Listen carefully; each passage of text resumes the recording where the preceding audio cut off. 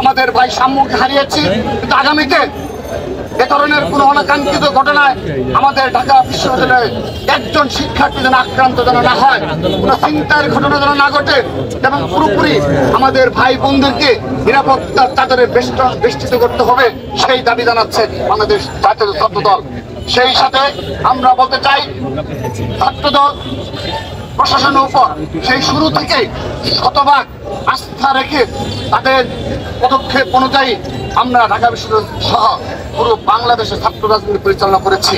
সেজন্য আজকের দিন পর্যন্ত ছাত্র দল দ্বারা কোনো অনাকাঙ্ক্ষিত ঘটনা সংঘটিত হয়নি।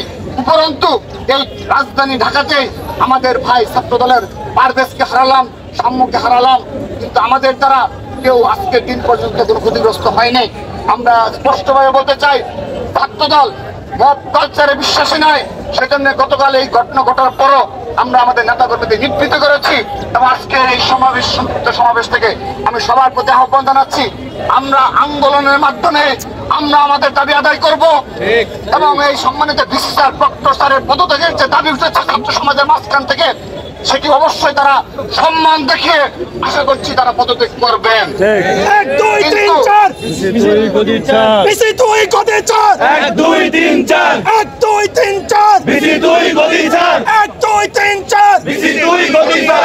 আমরা আমাদের দাবির পক্ষে রাজপথে থাকবো, ঢাকা বিশ্ববিদ্যালয় ক্যাম্পাসে আমাদের আন্দোলন চলমান থাকবে, কিন্তু ছাত্র দল স্পষ্টভাবে বলছে, কোনোভাবেই আমাদের কোনো শিক্ষক, সম্মানিত ভিসি স্যার এবং প্রক্টর স্যার সামান্যভাবে অপদস্থ কিংবা অসম্মানিত হয় সেরকম কোনো কর্মকাণ্ড ছাত্র দল উৎসাহিত করে না, এবং আমরা তাদেরকে প্রশ্রয় দিচ্ছি না, আমরা তাদেরকে নিবৃত্ত করছি।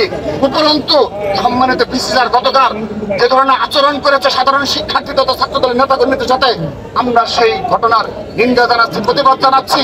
আমরা আশা করব ছাত্র দল দ্বারা কোনোভাবেই কোনো শিক্ষক সামান্যভাবে অপদস্থ কিংবা অপমানিত হবে না। আমরা রাজপথে আমাদের অবস্থানের মাধ্যমে সাধারণ শিক্ষার্থীদের নিয়েই আমরা আমাদের দাবি আদায় করে ছাড়বো।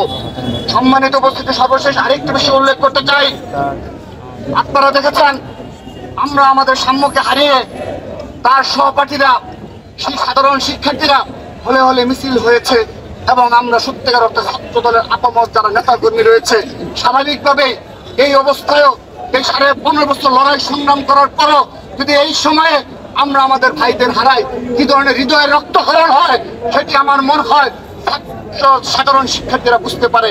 কিন্তু এখনো এই দেশে একটি গোষ্ঠী রয়েছে, নিষিদ্ধ সংগঠন রয়েছে, গুপ্ত সংগঠন রয়েছে, যারা এই ঘটনাকে কেন্দ্র করে বিভিন্ন সোশ্যাল মিডিয়ায় এখনো প্রপাগান্ডা অব্যাহত রেখেছে। ভাষা নেই, এরা হলো 71-এর পরাজিত শক্তি, যাদের কোনো লজ্জা শরম নেই, এবং যারা যে কোনো বিষয়ে তাদের সেই 71 সালের যে ভূমিকা, সেই ভূমিকাকে সোশ্যাল মিডিয়া স্মরণ করে দেয় যে তারা কতটা হিংস্র হতে পারে, নৃশংস হতে পারে।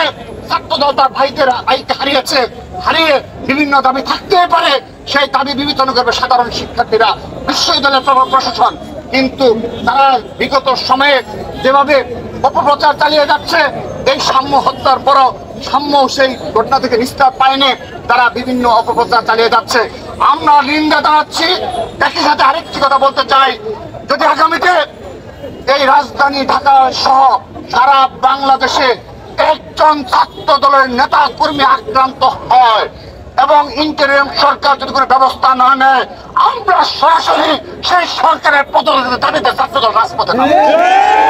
আমরা কোনো ছাড় দিয়ে কথা বলবো না, আমরা কোনো রক্ত চোখকে ভয় করি না। আমরা আবারও হুঁশিয়ারি উচ্চারণ করছি, এই ঘটনার সাম্য হত্যার পুঙ্খানুপুঙ্খ বিচার করে সবাইকে খুনিদের গ্রেপ্তার করে দ্রুততম সময়ে সাজা নিশ্চিত করার আহ্বান জানাচ্ছি।